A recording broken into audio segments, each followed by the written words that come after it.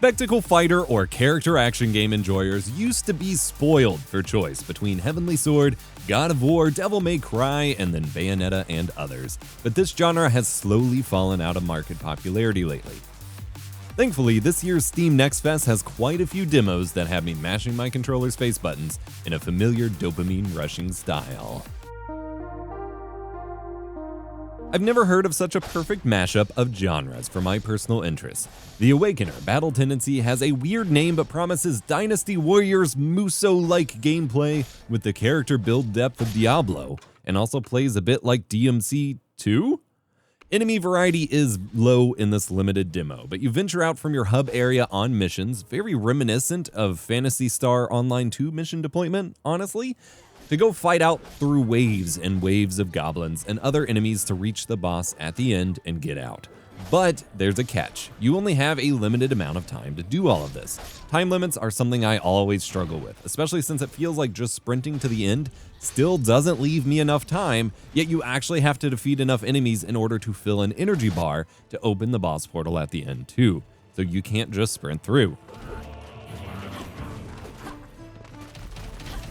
Every run I tried in this game, I was just running out of time no matter what I did. Hopefully they will tweak that in release. Combat mostly feels like a cross between Musou and Spectacle Fighter, with melee attack combos, abilities, and an ultimate move that charges as you rack up kills and absurd DPS numbers. You get loot in the form of void crystals, gold items, and so on through your runs, so you can upgrade and try again each time. Plus there's weapon pickups, so you can change your fighting style. The gear swapping and upgrade system definitely feels Diablo-esque, though I'm not sure whether I can say it truly goes as deep as one might expect when you invoke that game's name. As a Diablo Light enjoyer, I think it's fine. Gameplay is sick. The visuals are pretty sweet, though the graphics options do appear to be bugged a bit. By default, the game launches at 1080p and looks fine, but if I bump it up to 1440p or 4K on my native 4K display, it gets blurrier and softer, regardless of other settings or having DLSS on or off. 1080p somehow presents as the sharpest here. I'm sure they'll fix that up, however. Get to the end of the run and you're faced with a Souls-like dodge and parry boss battle? They really mix things up in this one.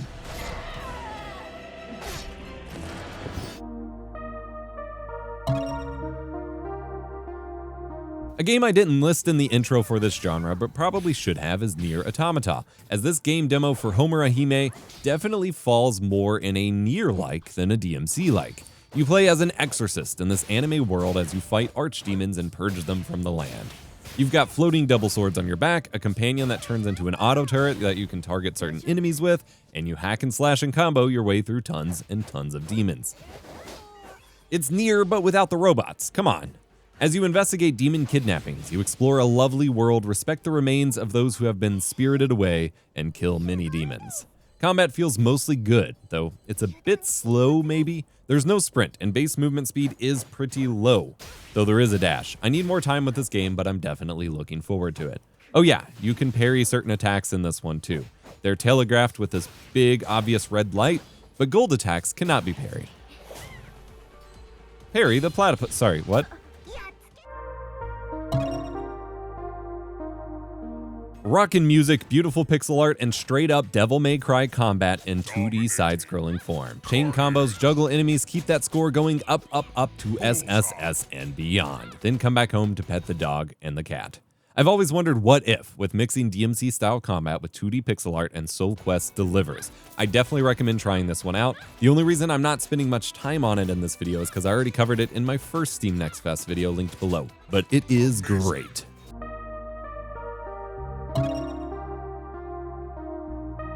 Slay the Berserker feels straight out of the PS2 era. This hack-and-slash spectacle fighter and 3D platform has a lot of charm and some good ideas, plus a ton of style in its visual direction. This is a solo dev game that I will be following very closely, but unfortunately, as of the build presented in this demo, which keep in mind is going to be a rough draft for all of these indie games, lots of them are in rough states, the controls feel a little too clunky and broken right now for me to fully get immersed in it right now. I can't wait to see what a more polished build looks like with tighter controls in combat, as it invokes a lot of that Legacy Arcane style PS2 vibes with some DMC-like combat in some ways. It looks like something I would have fun with. There's a lot of anime games in this category lately, which I'm not necessarily complaining about. Spot Zero has you fighting big demon baddies with lots of cool attacks. It's got some neat ideas, giving you a full team of heroes to fight with at once, swapping between them to balance the damage you take and utilize widely different attacks and abilities, and seems like it has a lot of potential. But the demo is not in a good state. Controller support is only half there, and it's not a fun time to play on mouse. My hand starts to hurt after a while, but I do look forward to trying this neat game again in the future, closer to a final release version.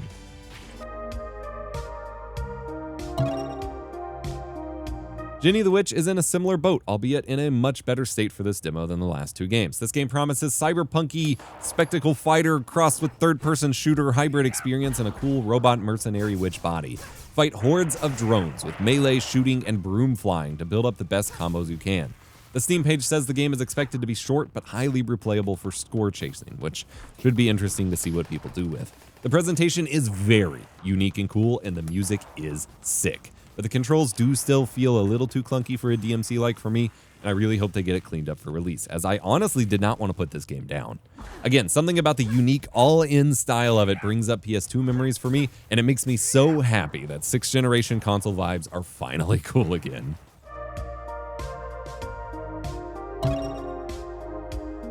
Dinoblade is one of those ridiculous things people make because video games can be ridiculous kind of games. It's a samurai hack and slash game. Except you're a dinosaur, wielding the swords. Hack slash dodge, dino, parry, and fight.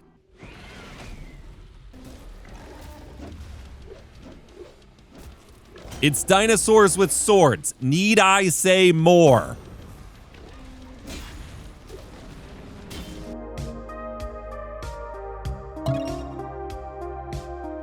Journey to the Underworld is a blend of genres I never expected to like, but I cannot stop playing.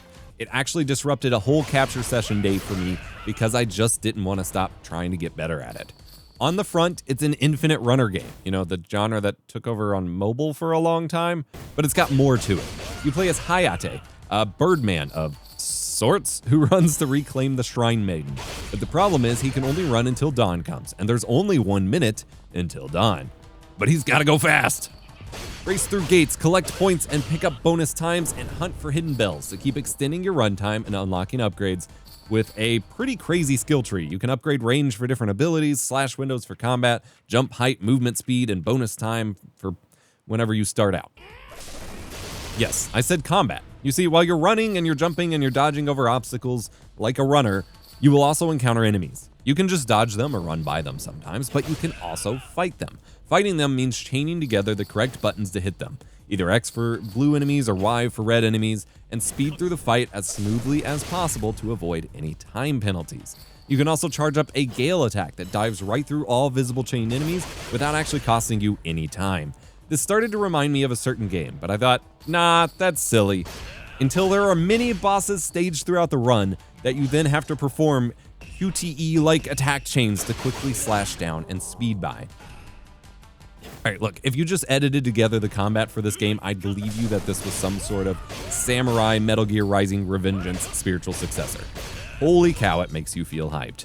The anime-like movement keeps you racing through, the challenge of racing the sun keeps you retrying, and the button combo chaining has you wishing you had more caffeine to optimize your reaction time as best as possible. There are collectibles, alternate paths to take, some of which will require skill tree upgrades to even make it to, and you have to keep running through additional levels, rolling over your leftover seconds like an old-school cell phone carrier. This game is sick, and the biggest disappointment is that it is so far one of the, 3 only game demos out of the 45 or so I've tested so far for Next Fest that did not run on Linux. Hopefully that gets fixed up quick.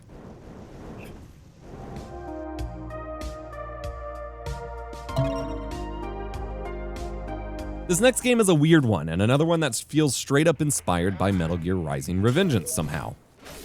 I guess it's that kind of year. From the crazy ghost dodging and slashing enemies to bits to the hopefully parody generic military components down to literally just referring to the player character as Protagonist. This game seems to take place in some weird alternate history post-apocalyptic 1980s scenario where the world faced a bullet shortage and everyone had to go back to fighting with melee weapons. Also, blood is a valuable currency now. The need for blood does not stop. Yeah, I think I've got plenty of it here. Hack/dodge, upgrade your abilities, and try to ignore the fact that all the enemies are just generic troopers in a ski mask wielding a baton, and that you're also just a generic soldier guy who happens to be a katana master. Then you get far enough along, and this guy with a buster blade doused in fire comes at you. This game seems insane, in a good way. Right up until parries. Oops, all parries. Look, I really don't think parry games are a matter of getting good, because after I've died 13 times in a row trying to not bother with a mechanic, I can sit down and focus and I can do it. I can parry chain over and over and over, until instead of getting good, I just get bored and start to try to add in extra attacks to speed things up after I already had a good thing going, and then I die. This game has neat visuals and a lot of potential, but it's going to be hard for me to convince myself to parry enough to get past it.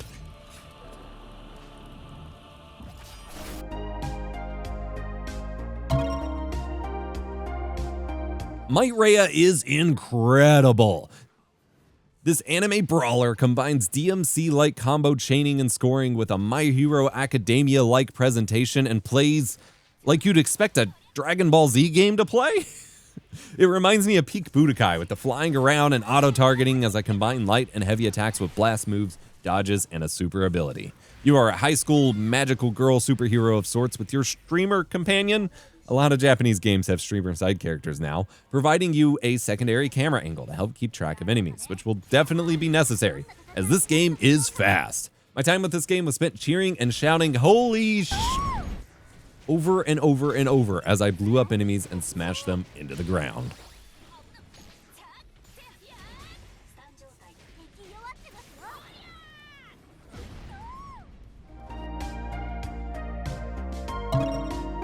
SIRO is more of a brawler-style game with awesome martial arts-oriented attacks. The demo just focuses on showcasing the combat and omits any story or thematic elements on purpose, which I think is great, as the combat stands out as something very different among similar games that I tried demos for. Combine various punches, kicks, and special abilities to take down your enemies, which at the moment are robots wielding swords or pistols, while dodging attacks and trying to not get hit, as enemies do interrupt even your special moves that you just charged up, so you don't want to get hit when you're trying to use them. Some attacks feel pretty neat and the general flow feels pretty good, but there's not a whole lot of magnetism to make sure that your attacks land as you might expect. If you're just like a hair off, then it's just gonna miss, and that's kind of annoying from this kind of game. There's also a very neat parry effect where you activate a slow-mo bullet time mode to do extra damage after parrying where the enemy can't defend against it. But the timing window currently for it just feels so off. I honestly, even in the training mode here, could not do it on purpose, only on accident, despite clearly pulling up the block in time to block hits. And like, there's a fine window between you block the hit or you get hit. And as far as I can tell, I'm getting frame accurate with it, so I'm not exactly sure what I'm missing. So far, the game feels kind of like an evolved God Hand experience, which I did not expect. I'll be keeping an eye on this one, and you should too. Honestly, all of these games seem like a blast, and I'm excited to see most or all of them released this year.